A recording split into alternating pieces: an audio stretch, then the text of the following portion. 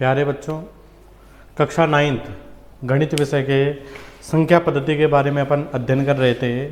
आज इसी के बारे में आगे जो प्रश्नमाला 1.3 है उसका प्रश्न हमने पहला प्रश्न कर चुके हैं।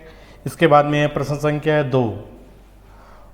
दूसरा प्रश्न है कि आप जानते हैं कि 1/7 बराबर 0.142857, इसके ऊपर एक बार दे रखी है, आवर्ती दे रखी है।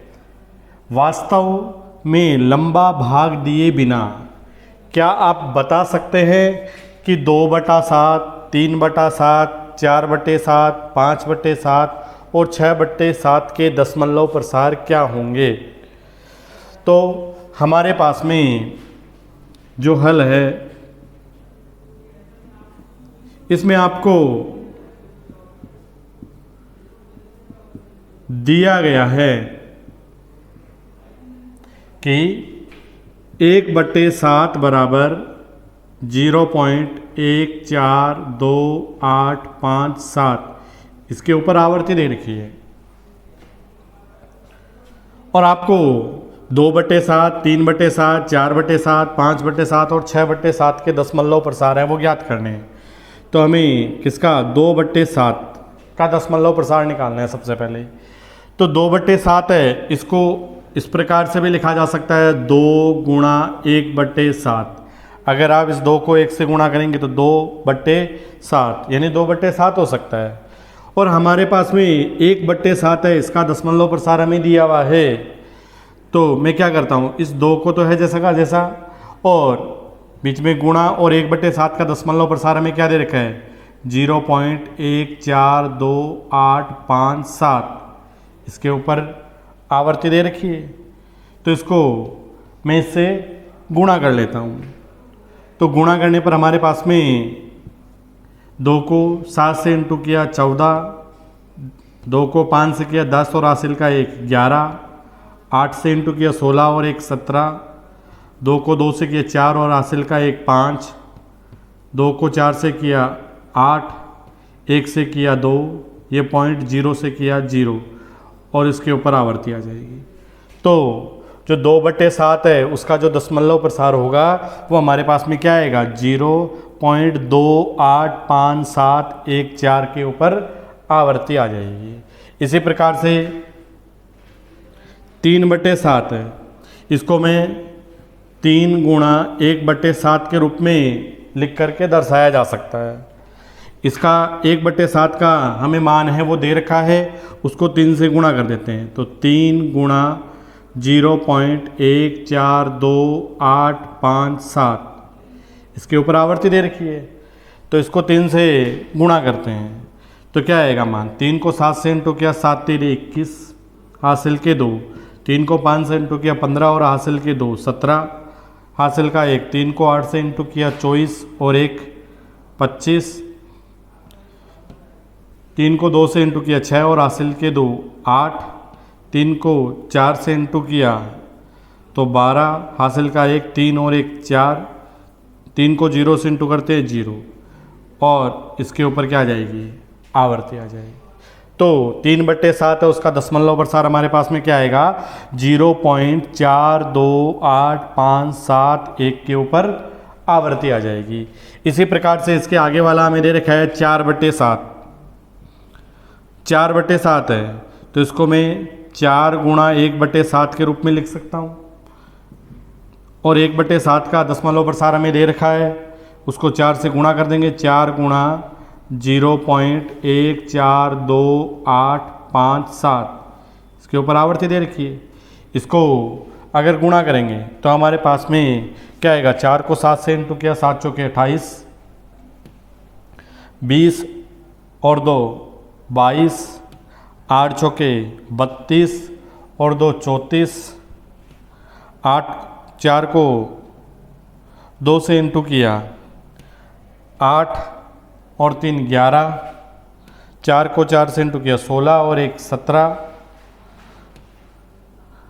और 4 को 1 से इंटू किया 4 और हासिल का 1 5 और 0 से इंटू किया 0। तो इसका जो दशमलव प्रसार हमारे पास में आ जाएगा वो क्या आएगा 0.57148 इसके ऊपर आवर्ती आ जाएगी।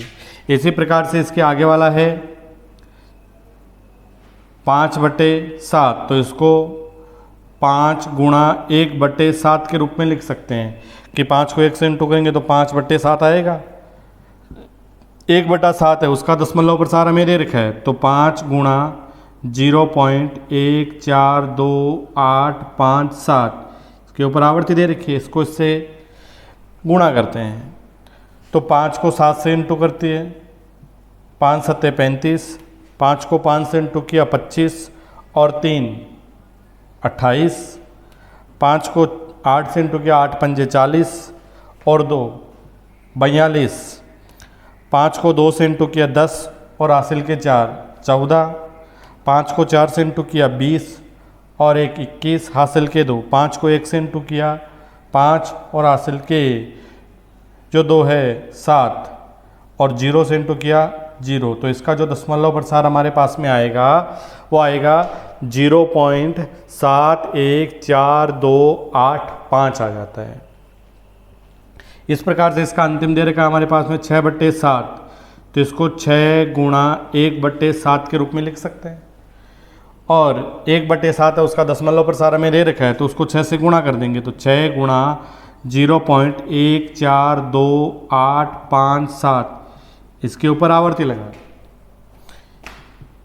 6 को 7 से इंटू किया 7 6 42, 6 को 5 से इंटू किया 30 और हासिल के 4 34 हासिल के 3, 8 6 48 और 3 51 हासिल के 5, 6 को 2 से इंटू किया 12 और 5 17 हासिल का 1, 6 को 4 से इंटू किया 24 और 1 25 हासिल के 2, 6 को 1 से इंटू किया 6 और हासिल के 2 8, 0 से इंटू किया 0.0, तो इसका जो दशमलव प्रसार हमारे पास में आएगा वो आएगा 0.857142।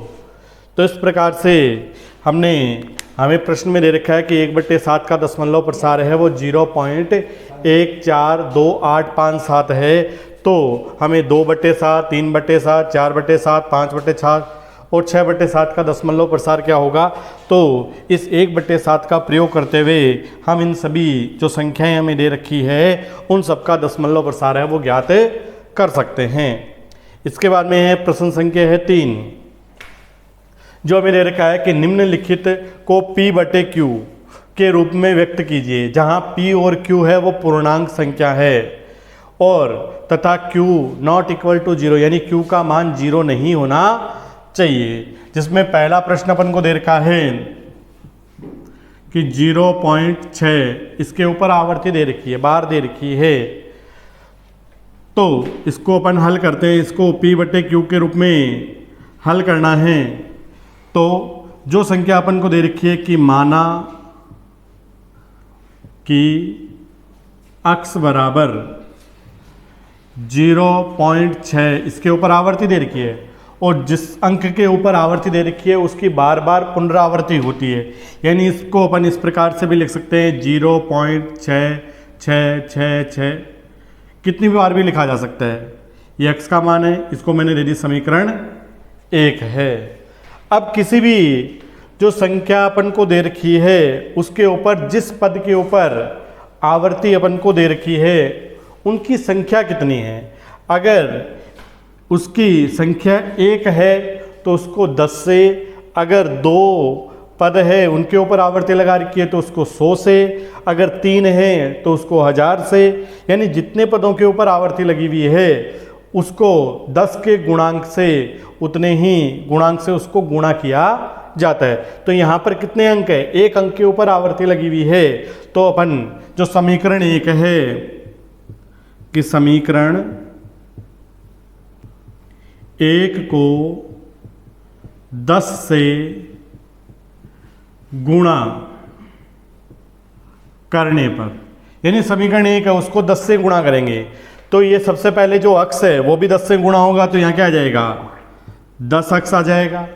और इसके बाद में जो आगे वाला पद अपन को दे रखा है, इसमें 0.666 डैश डैश अनंत तक दे रखा है, कितनी बार भी हो सकता है। तो इसको अगर मैं 10 से गुणा करूँगा तो एक अंक के बाद में पॉइंट आ जाएगा, यानी 6.666 कितनी बार भी लिखा जा सकता है। ये होगी समीकरण 2। अब क्या करते हैं कि जो समीकरण 2 में से समीकरण 1 को घटाने पर, यानी जो समीकरण 2 है उसमें से समीकरण 1 को हमें घटाना है। तो इसके अंदर जो लेफ्ट हैंड साइड है उस साइड में समीकरण 2 में दे रखा है 10 अक्स और समीकरण 1 में दे रखा है हमें अक्स। तो सबसे पहले 10 अक्स में से अक्स को घटाना है। इसके बराबर जो राइट हैंड साइड है उसमें समीकरण 2 में हमें दे रखा है 6.666 कई बार हो सकता है। इसमें से अपन को क्या घटाना है, जो समीकरण 1 में 0.6666, तो 10 अक्स में से एक अक्स को घटाते हैं तो हमारे पास में आएगा 9 अक्स। अब दोनों जो पद है 6.666 और 0.66 दोनों के अंदर पॉइंट के बाद में दोनों में जो पद है वो एक समान है, यानी इसमें भी पॉइंट के बाद में केवल 6 है और इसमें भी पॉइंट के बाद में केवल 6 है, और पॉइंट के बाद में एक जैसे संख्या उनको घटाते हैं तो उनका मान 0 आता है। फिर पॉइंट लगा सकते हैं और 6 में से क्या घटाना है, 0 घटाना है, तो यहाँ क्या आ जाएगा 6, यानी 6.0, या इसको केवल आप इस प्रकार से भी लिख सकते हो 9x बराबर केवल 6। अपन को भाई अक्स का मान निकालना है तो अक्स बराबर क्या आ जाएगा, यहाँ 9 और अक्स के बीच में क्या है, गुणा का चिन्ह है, तो अक्स बराबर क्या आ जाएगा 6/9, और 6/9 है ये दोनों 3 के पाड़े से करते हैं, 3 के पाड़े से 6 2 बार और 9 है वो 3 बार करता है, तो क्या मान आ जाएगा इसका 2/3। तो जो 0.6 है उसको P/Q के रूप में अगर व्यक्त करके दिखाया जाता है तो उसका मान क्या आएगा हमारे पास 2/3 आता है। इसी प्रकार से इसका जो दूसरा प्रश्न है, दूसरा पॉइंट दे रखा है जिसका मान अपन को दे रखा है 0.47 और 7 के ऊपर आवर्ती लगा रखी है, तो इसको P/Q के रूप में किस प्रकार से लिख करके दर्शाया जाता है।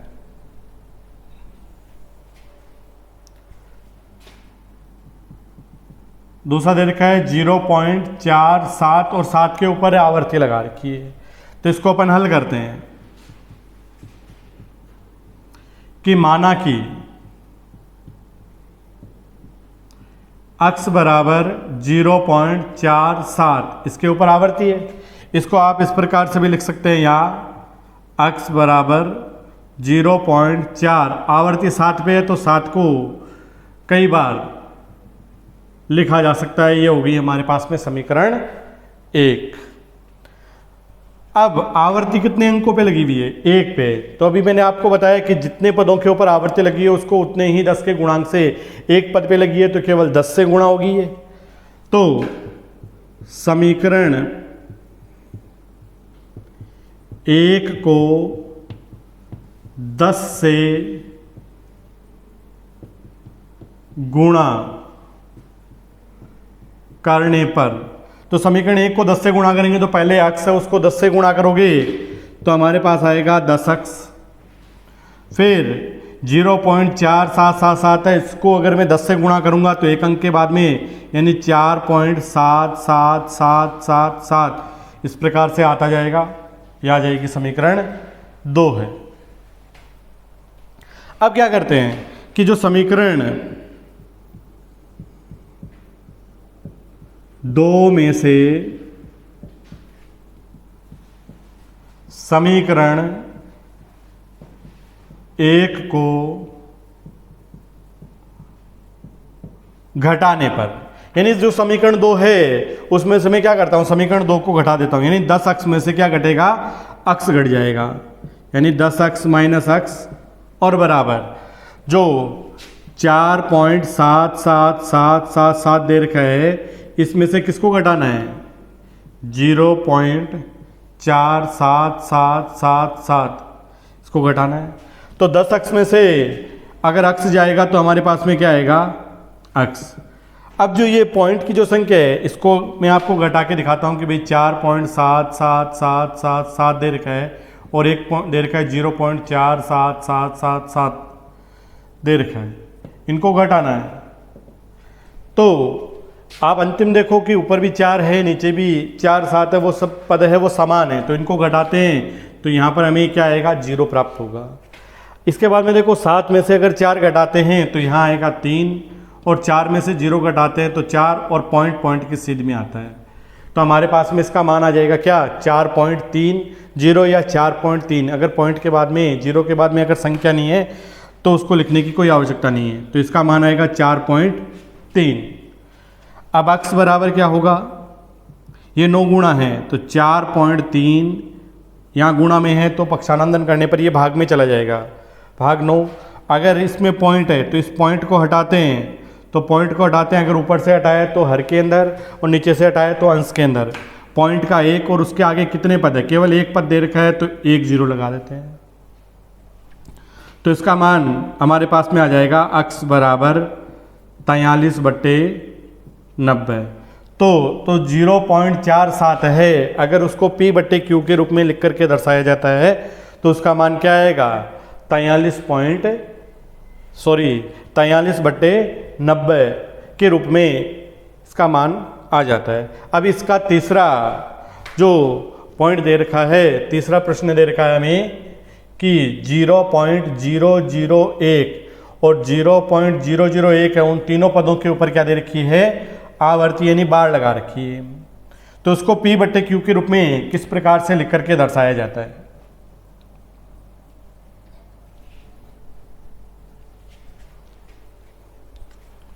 तीसरा है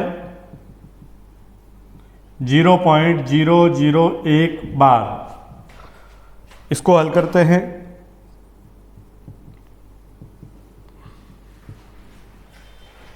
हमें जो प्रश्न दे रखा है उस प्रश्न में मान दे रखा है कि 0.001 है, उसके ऊपर आवर्ती दे रखी है। तो माना कि अक्स बराबर 0.001, इनके ऊपर तीनों अंकों के ऊपर आवर्ती लगा रखी है। तो इसको या ऐसे भी लिखा जा सकता है कि अक्स बराबर 0.001 001 001, इस प्रकार से कई बार जिन अंकों पर आवर्ती होती है उनकी बार बार पुनरावृत्ति होती है। इसको मैंने दे दी समीकरण 1 है। अब इसके अंदर देखो कि पॉइंट के बाद में 3 पद है और तीनों के ऊपर आवर्ती लगा रखी है, तो इसको अगर 10 के गुणांक से करूंगे 3 पदों के ऊपर, 10 का गुणांक होता है 1000। तो जो समीकरण 1 है, समीकरण 1 को 1000 से गुणा करने पर, इसको मैं 1000 से गुणा करूंगा तो अक्स को 1000 से गुणा करूंगा तो 1000 अक्स, और इसको मैं 1000 से गुणा करूंगा तो 3 अंकों के बाद में दशमलव आ जाएगा, यानी ये 001 यानी 1 के बाद में, तो इससे पहले 0 है तो उनका कोई मतलब नहीं है। तो 1.001 001 001 इस प्रकार से चलता जाएगा। ये होगी समीकरण 2। अब क्या करते हैं, सबके समान ही वही प्रक्रिया इसमें चलेगी कि समीकरण 2 में से समीकरण 1 को घटाने पर, समीकरण जो 2 है उस समीकरण 2 में से समीकरण 1 को घटा देते हैं। तो समीकरण 2 में हमें यहां दे रखा है 1000 में से 1000 अक्स माइनस अक्स बराबर 1.001 001 001 में से क्या घटाना है, 0.001 001 001 इसको घटाना है। तो 1000 में से अक्स में से 1 अक्स जाता है तो हमारे पास में आएगा 999 अक्स